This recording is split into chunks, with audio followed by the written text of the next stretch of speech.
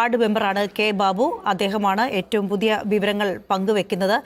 മുണ്ടക്കൈയിലേക്ക് രക്ഷാപ്രവർത്തനം പൂർണ്ണമായി കേന്ദ്രീകരിക്കുകയാണ്. അതുപോലെ തന്നെ അതിന് മുകൾ ഭാഗമുള്ള പുഞ്ചിരിമട്ടം ഭാഗം, ആ ഭാഗങ്ങളിലൊക്കെ തന്നെ നിരവധി വീടുകളുണ്ടായിരുന്നു. ആ വീടുകളൊക്കെ തന്നെ ഈ ഉരുൾപൊട്ടലിൽ പൂർണ്ണമായി തകർന്നു പോയിട്ടുണ്ട്. ഈ മുണ്ടക്കൈയിൽ നിന്നുള്ള തത്സമയ ദൃശ്യങ്ങളാണ് കാണുന്നത്, വീടിന്റെ അവശിഷ്ടങ്ങളാണ് കാണുന്നത്. അതിനിടയിൽ ഇനിയും മൃതദേഹങ്ങൾ കുടുങ്ങിക്കിടപ്പുണ്ട്. ഒരുപാട് ആളുകളെ കുറിച്ച് ഇപ്പോഴും വിവരമില്ലാതെയുണ്ട്. അപ്പോൾ അവരെക്കുറിച്ചൊക്കെയുള്ള അന്വേഷണത്തിലാണ് അവരുടെ ബന്ധുക്കളൊക്കെ തന്നെ. ഇപ്പോൾ മരണം 150 എന്നുള്ളതാണ്. മരണസംഖ്യ ഉയരുകയാണ്, ആശങ്കപ്പെടുത്തുന്നതാണ്.